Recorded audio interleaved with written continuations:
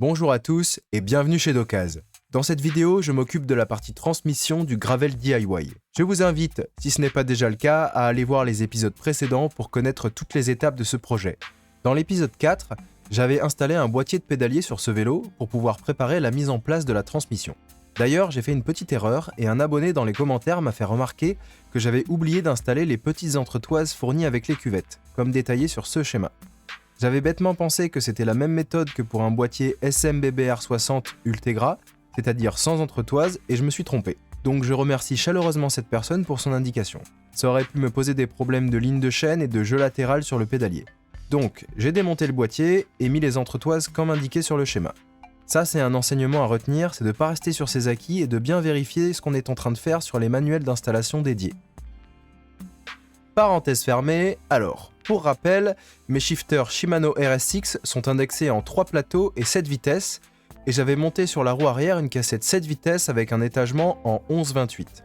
Alors, je sais qu'aujourd'hui la mode est au monoplateau pour des raisons légitimes, les cassettes disposent très souvent d'au moins 10 vitesses et d'un étagement parfois très large. Ça permet un gain de poids, également moins d'entretien puisqu'il n'y a plus besoin de dérayeur avant. Cependant, je souhaite défendre encore un peu la cause du triple plateau. Parce que je trouve que c'est pratique pour changer de développement rapidement, surtout dans les côtes ou avec un vélo chargé type bikepacking. Et de toute façon, étant donné la petite cassette à l'arrière, je crois que j'ai pas vraiment le choix. Donc, voici le pédalier que je vais installer. Normalement, c'est le pédalier commun pour les gammes Altus, Acera et Alivio. Je l'ai pris avec le garde-shed parce que c'était 1€ moins cher que la version 100. Le rat. Va savoir pourquoi, de toute façon, c'est moche et on va l'enlever. Donc, un triple plateau 40-30-22, ce qui va me permettre d'avoir un éventail de développement très étendu. Je vous mets ici le tableau des différents ratios de développement théorique. J'insiste bien sur théorique, parce que dans la pratique, on ne va pas utiliser le grand plateau grand pignon et le petit plateau petit pignon. Pour 2 raisons. Déjà, pour pas trop croiser la chaîne, ce qui pourrait entraîner une usure prématurée, voire la casser si on met trop de force dessus. La deuxième raison, c'est la fourchette du dérailleur avant qui pourrait venir frotter contre la chaîne dans certaines configurations. Cependant, pour avoir une idée de la versatilité de sa transmission, on peut diviser le ratio du plus petit braquet par le plus gros.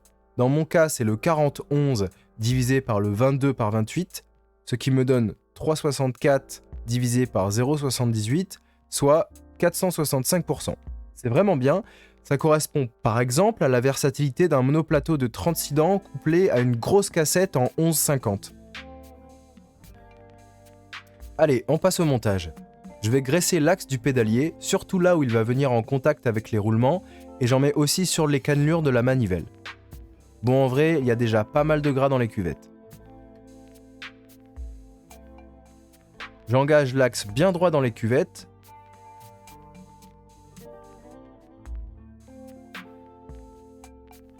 Là, en général, il faut s'assurer qu'il soit bien embuté. Pour ça, on peut taper dessus gentiment avec la paume de la main.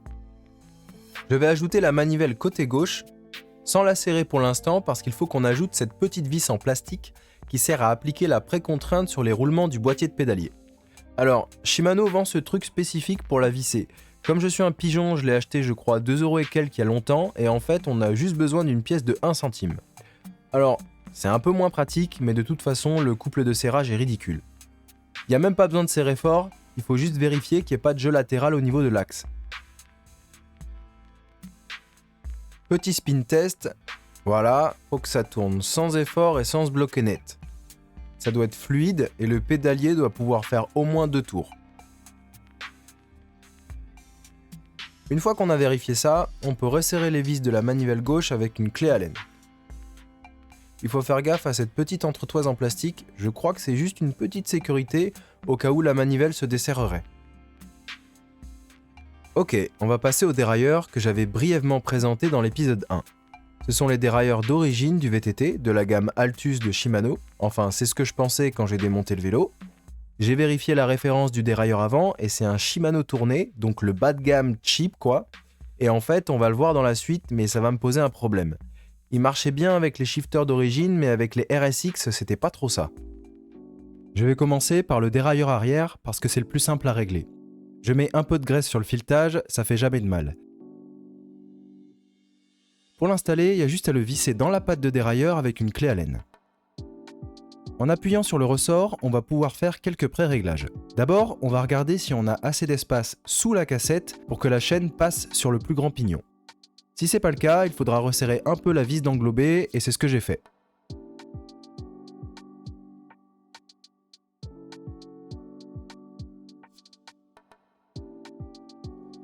Ensuite, on va faire un premier réglage des butées. La vis d'en haut, c'est pour la butée basse et la vis d'en bas, c'est pour la butée haute. On va regarder que le galet soit bien aligné avec le petit pignon. Et pour la butée haute, on pousse le dérailleur à fond. Si ça dépasse, il y aura un risque de dérailler entre la cassette et les rayons de la roue. Pour éviter ça, il faut resserrer la vis de butée haute.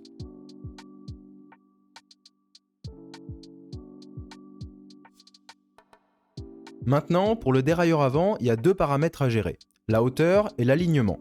On commence toujours par la hauteur, bon, en essayant d'avoir un truc un minimum droit quand même. Donc ma technique à moi, c'est de prendre un stylo type crayon à papier, voire un peu plus gros, de le glisser dans les dents du pédalier, et là je laisse une marge d'environ 3 mm entre le stylo et la fourchette. On pourra de toute façon faire des micro-ajustements un peu plus tard. Une fois que c'est fait, je vais serrer la vis du collier, mais pas complètement, afin de faire pivoter le collier pour aligner la fourchette sur les plateaux. Et seulement après, je serre à fond.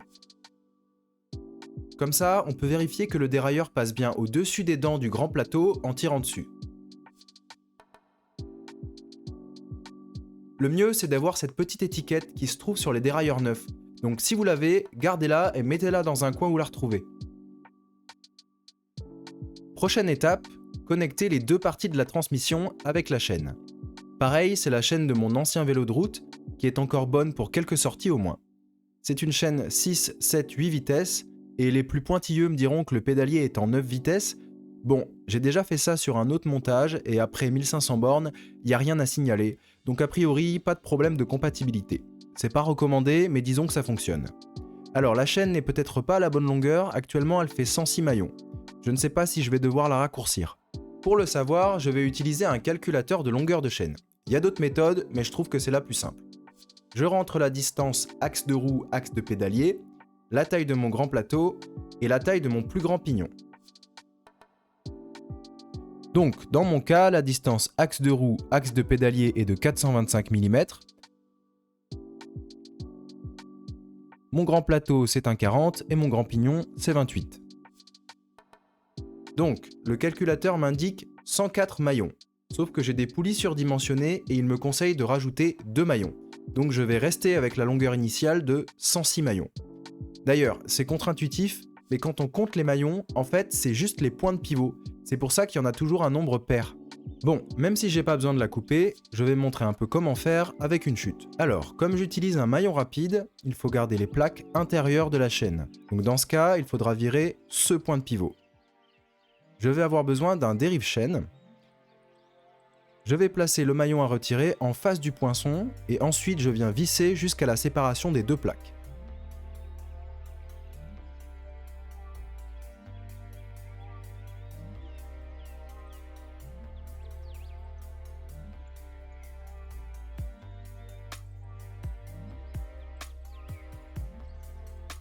Et on a bien nos deux parties intérieures à relier via le maillon rapide.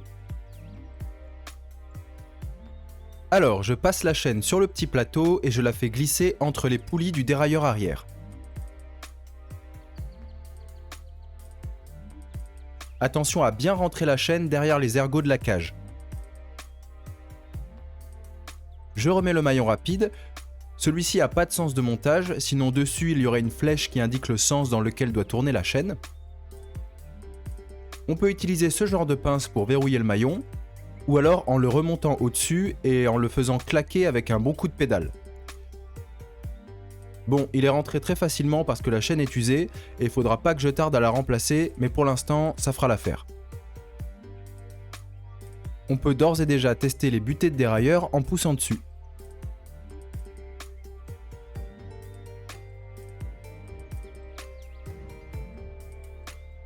Ok, on va s'occuper des gaines de dérailleur.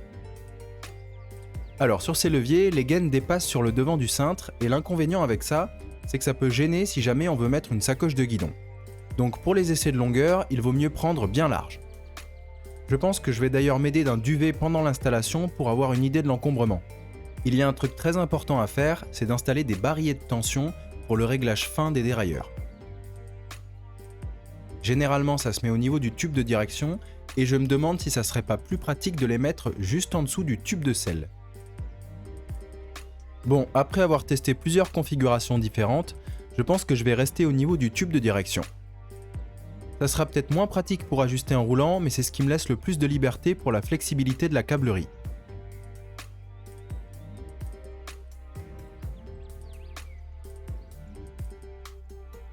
On va s'attarder un peu sur les courbes des gaines. Ça doit vraiment former un bel arrondi pour que le câble frotte le moins possible à l'intérieur. Donc, comme expliqué dans l'épisode précédent, je vais utiliser une pince coupe-câble pour trancher proprement les gaines.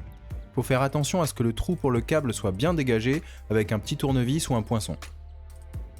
On enfile tout ça dans les guides et on va mettre les câbles pour que tout se tienne.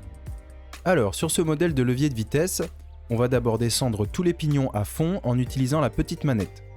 Ça va permettre de dégager le trou d'entrée pour le câble. Ça c'est pour le côté droit et du coup c'est l'inverse pour le côté gauche, il faudra monter les plateaux à fond, il faudra pas oublier de les redescendre en mettant le câble et au moment de régler le dérailleur. En parlant de câbles, j'ai rien racheté parce que je garde toujours des câbles de transmission de côté. Ceux-là sont en bon état et je les ai conservés à l'abri de l'humidité. Je vais les lubrifier légèrement pour faciliter le routage et fluidifier le passage des vitesses.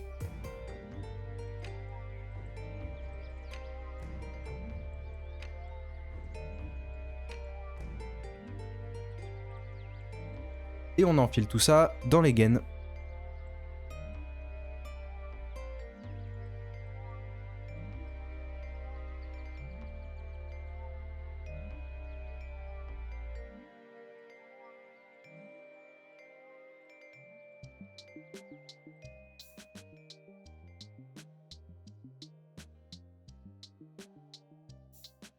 Pour commencer les réglages, on démarre toujours avec une transmission détendue. La chaîne sur le petit plateau et le petit pignon. Je commence par le dérailleur arrière parce que c'est plus facile d'avoir accès au levier au début. On vérifie qu'on a bien descendu toutes les vitesses. Je viens tendre mon câble à la main sans tirer trop fort. En fait, c'est ce que je disais, c'est la position détendue de la transmission, donc c'est contre-productif de vouloir à tout prix tendre le câble à ce moment-là. On pourra le faire par la suite avec les barillets de tension. Je viens serrer la vis par-dessus et on va pouvoir essayer de faire monter la chaîne sur la cassette en tournant la manivelle. Alors là, c'est très simple. Si ça monte pas, c'est que le câble est pas assez tendu. Si ça a du mal à descendre, c'est que le câble est trop tendu. C'est ce barillet-là qui gère la tension. En plus de celui que j'ai installé, c'est bien d'en avoir deux sur le dérailleur arrière pour un réglage plus fin, parce qu'il y a plus de vitesse indexée ici que sur l'avant. On visse dans le sens horaire pour détendre le câble et on dévisse en sens anti-horaire pour le tendre. Et pour la suite, on laisse la chaîne sur le grand pignon. Alors, je disais que j'avais eu un problème avec le dérailleur Shimano tourné. Après avoir essayé de régler ça dans tous les sens, j'ai fini par penser que c'était pas compatible avec les shifters RSX. En fait, le grand plateau ne passait pas, peu importe combien je tendais le câble et dans quelle position je mettais le dérailleur, ça passait pas. Bon, du coup, après quelques recherches, j'ai finalement racheté un dérailleur Altus, comme ça match avec l'arrière, et de toute façon, les méthodes d'installation sont les mêmes. Donc, pour commencer, on va régler la vis de butée basse pour que la fourchette vienne presque toucher la chaîne. Pareil, on vient tendre le câble à la main. Cette fois, on va bien le tendre parce qu'on n'a qu'un seul barillet et donc moins de marge de manœuvre. On resserre la vis pince-câble et on va pouvoir tester le passage des plateaux. Faut les passer franchement, sans faire de pause ou d'à-coup et en tournant assez vite la manivelle. Si ça a du mal à monter, soit on peut utiliser le barillet pour ajuster, soit on vient retendre le câble. Une fois que tout passe bien, on va venir régler la butée haute, donc on se met sur la plaque et sur le petit pignon et on va venir vérifier que le dérailleur n'aille pas plus loin.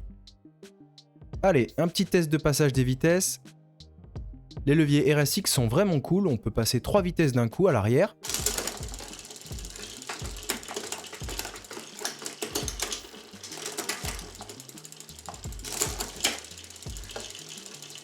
Pour la finition, je viens couper les câbles et en laissant un peu de marge pour un futur réglage, et j'ajoute un embout de câble. Alors, à ce stade, le gravel DIY est bientôt terminé, il me reste que quelques éléments à installer pour finaliser le vélo. Je pense que je vais faire ça dans le prochain épisode et ça me laissera également le temps de faire le bilan de ce défi. Je rappelle que le but était de transformer un vieux VTT en gravel bike pour un budget de moins de 400 €. Au moment où cette vidéo sort, je suis en train de préparer un test sur le terrain pour voir ce que vaut ce gravel. Je vous remercie d'avoir regardé cette vidéo jusqu'au bout. Si elle vous a plu, vous pouvez me laisser un petit pouce bleu et vous abonner à cette chaîne pour ne rien rater de la conclusion de ce projet. Il y aura de nouvelles choses qui arriveront sur cette chaîne, restez à l'affût. D'ici là, portez-vous bien, c'était Docaz, à très vite.